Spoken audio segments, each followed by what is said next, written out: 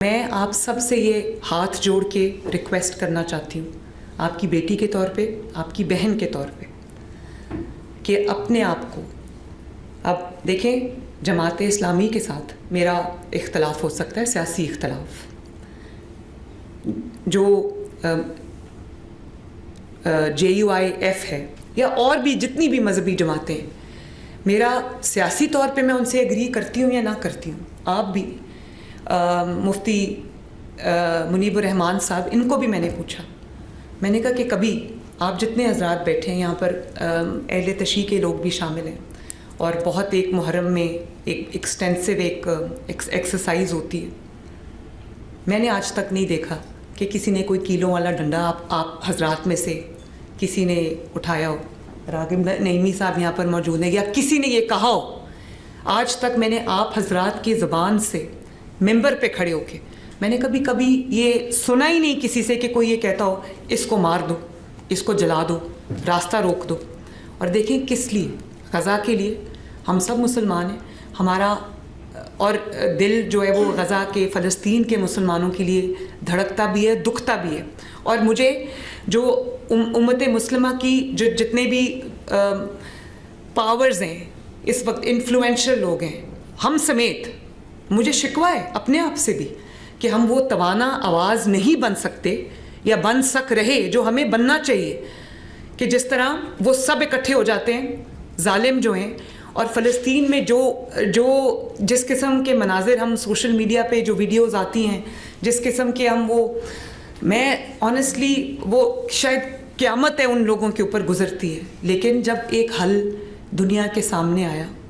اور غزہ کے، فلسطین کے مسلمانوں نے جب اس کو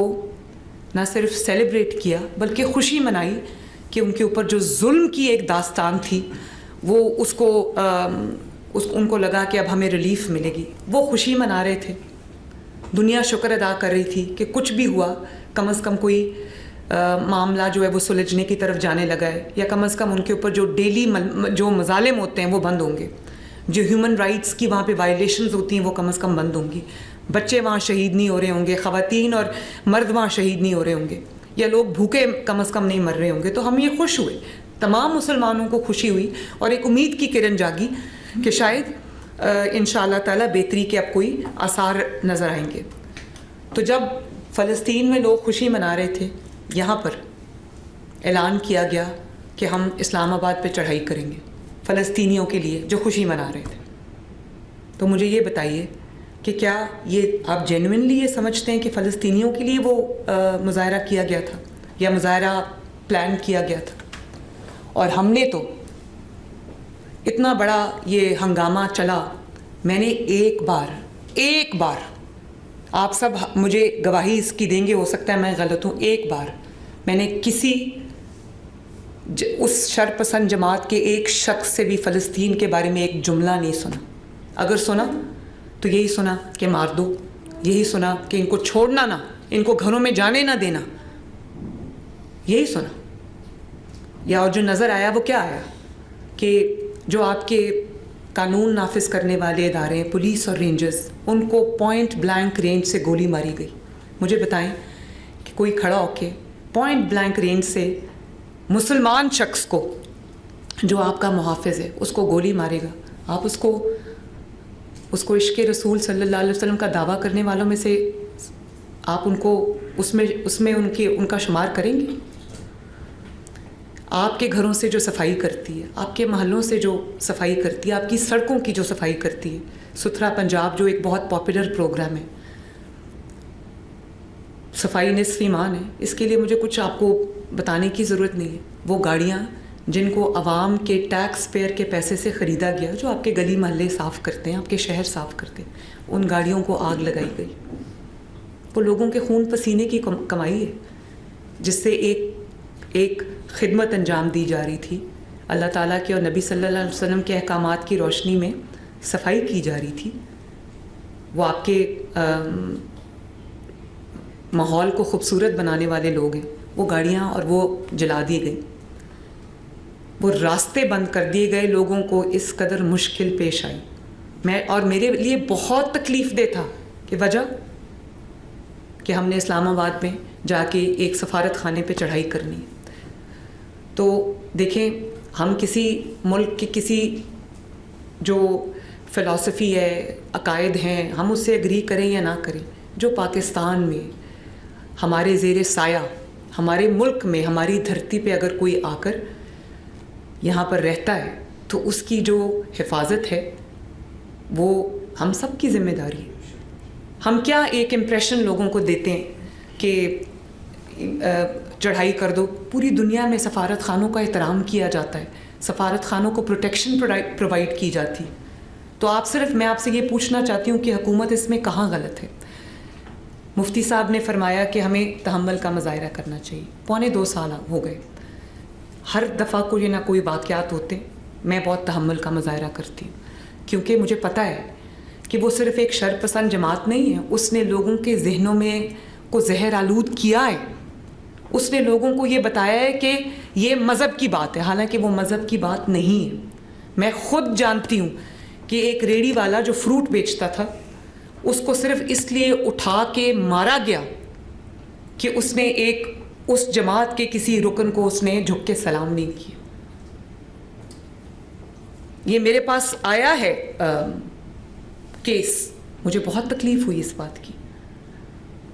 تو آپ, جیسے کہ آپ پہ فرض ہے, آپ دین کی سمجھ بوجھ رکھتے ہیں, دین کی نالج رکھتے ہیں. اللہ تعالیٰ کا جو مقدس گھر ہے جس کو ہم مسجد کہتے ہیں, یا مدرسہ جس کے اندر اسلام کی تعلیمات دی جاتی ہیں, قرآن پاک کو پڑھایا جاتا ہے, سمجھایا جاتا ہے, احادیث کے بارے میں لوگوں کو آپ انلائٹن کرتے ہیں, اس کا ممبر آپ کے پاس ہے, وہ لاؤڈ سپیکر آپ کے پاس ہے. اور اگر آپ یہ سمجھتے ہیں, دیکھیں میں تو بطور مسلمان, میں ایک مذہبی گھر سے تعلق رکھتی ہوں, اور میں اس ماحول میں بڑی ہوئی ہوں کہ میرے دادا, میرے والد, میرے تمام گھر والے, ہم عید میلاد النبی کو ایک عید کے طور پہ مناتے ہیں. ہمارا آج بھی گھر جو ہے اس کو اس طرح سجایا جاتا ہے جیسے واقعی کوئی شادی ہے, کوئی عید ہے. تو جب میں چھوٹی تھی تو ماڈل ٹاؤن میں رہتے تھے, تو عید میلاد النبی صلی اللہ علیہ وسلم کے جلوس ہمارے گھر کے آگے سے گزرتے تھے. میرے دادا نے ہمارے ہاتھوں میں, ہم چھوٹے چھوٹے بچے ہوتے تھے, پھولوں کی, گلاب کی پتیاں دی ہوتی تھیں, اور مٹھائی کے جو پیکٹس ہیں وہ دیتے, وہ ہم جلوس کے اوپر وہ پتیاں پھینکا کرتے تھے, اور وہ جو مٹھائی ہے وہ جلوس میں تقسیم کیا کرتے تھے. تو میری تو اس قسم کی ماحول میں میری پرورش ہوئی ہے. مجھے تکلیف ہوتی ہے یہ دیکھ کے کہ کوئی عشق رسول صلی اللہ علیہ وسلم کا دعوے دار جو ہے وہ کام کر رہا ہے جو بالکل نبی صلی اللہ علیہ وسلم کے احکامات کے منافی ہے. اور آپ سب کو میری آپ سے یہ گزارش ہے کہ یہ بھی حدیث ہے نا کہ ایمان کا سب سے کمزور درجہ یہ ہے کہ دل میں برا جانے. ہم سب دل میں برا جانتے ہیں, بات نہیں کرتے سامنے آ کے, کسی نہ کسی خوف کی بنا پہ ہم لوگ بات نہیں کرتے. یہ بات کی جانی چاہیے. آپ اپنے آپ کو, تمام مذہبی جماعتوں کو اس سے اپنے آپ کو علیحدہ کرنا ہے, اور ان کے جو فالوورز ہیں جس کے اندر بہت کوئی انوسنٹ لوگ بھی ہیں جو دین کی محبت میں اینالائز کیے بغیر ایک بھیڑ چال کے پیچھے چل پڑتے ہیں, ان کو صحیح راستے پہ لانا, ان کو دین کا اصل روح سمجھانا, ان کو عشق نبی صلی اللہ علیہ وسلم کی اصل روح سمجھانا.